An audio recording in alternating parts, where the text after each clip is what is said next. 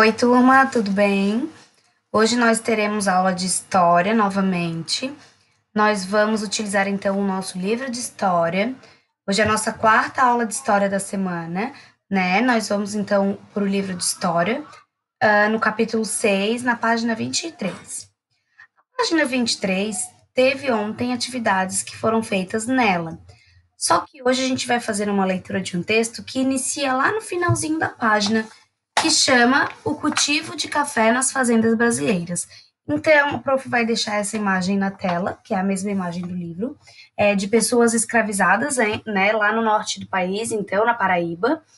E a foto é mais ou menos do ano de 1882, é uma foto bem antiga, né? Então, eu vou deixar essa imagem na tela e vou fazer a leitura.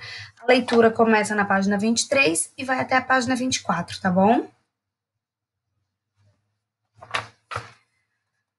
A plantação de cana-de-açúcar e o comércio dos produtos obtidos a partir dela renderam por muito tempo grandes lucros aos proprietários de engenhos.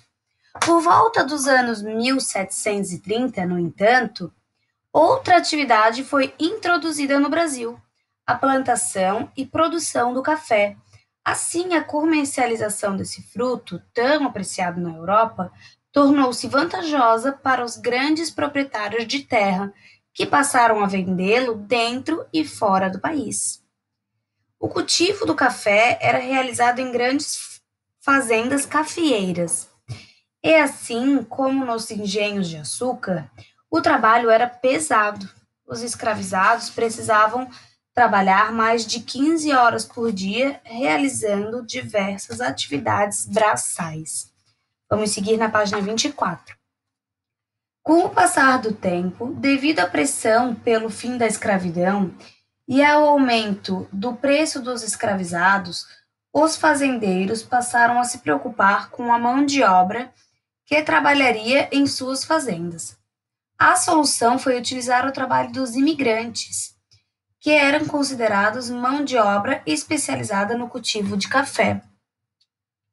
Os imigrantes deixavam seus países, geralmente por conta da falta de emprego ou em razão de conflitos, dos quais queriam fugir.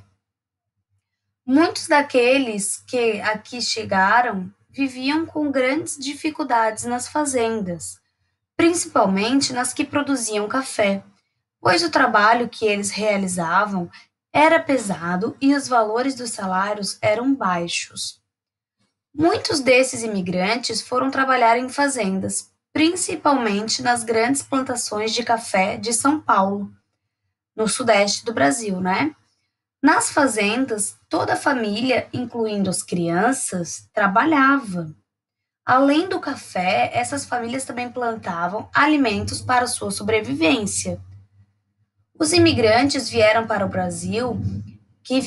Brasil, influenciaram o país com seus costumes e, assim como indígenas, africanos e portugueses, ajudaram a formar a cultura e as tradições do nosso povo.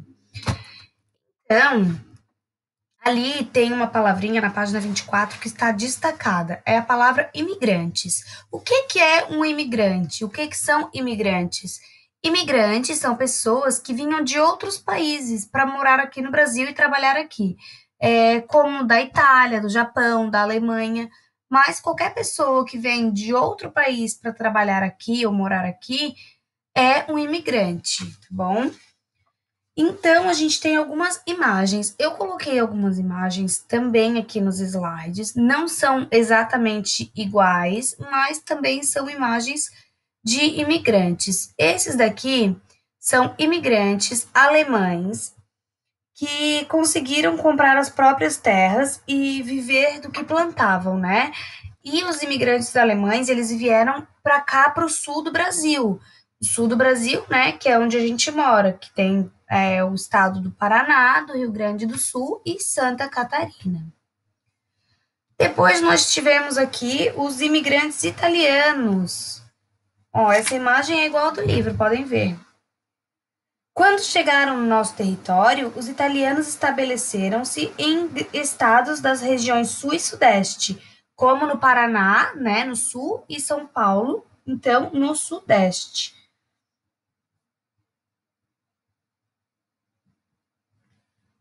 E os japoneses, esse daqui é uma imagem de imigrantes japoneses, mas não é igual ao do livro.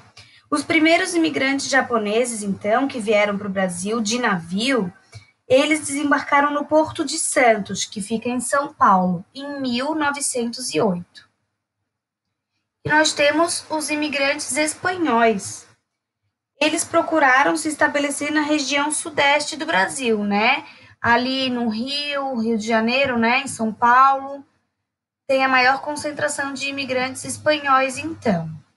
Agora, então, a gente vai realizar as atividades da página 25. Vamos lá. Não esqueçam de pausar o vídeo para fazer cada atividade, tá bom? Vamos começar na 1. A 1 tem o seguinte enunciado. A partir dos dados da tabela abaixo, que mostra a quantidade e as nacionalidades dos imigrantes europeus que chegaram ao Brasil, responda aos itens. Então, a gente tem ali a origem dos imigrantes, né? E o total de imigrantes.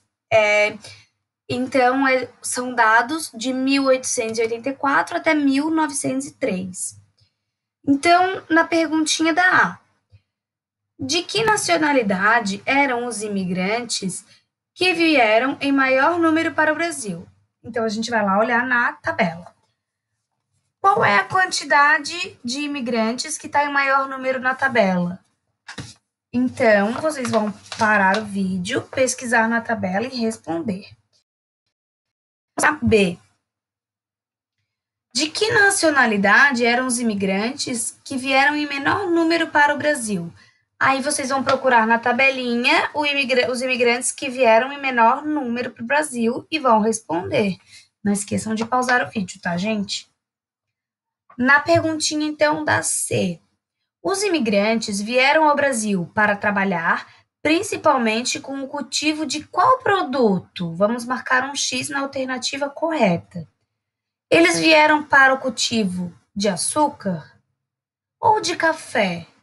Ou de pau-brasil? O que vocês acham? E a D. O que fez com que tantos imigrantes viessem ao Brasil na época apresentada na tabela?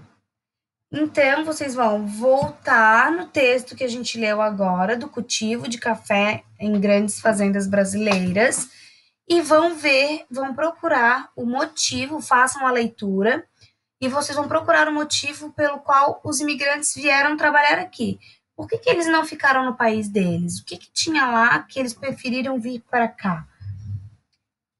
Pausem o vídeo, então, para responder, e depois vamos retomar para a 2.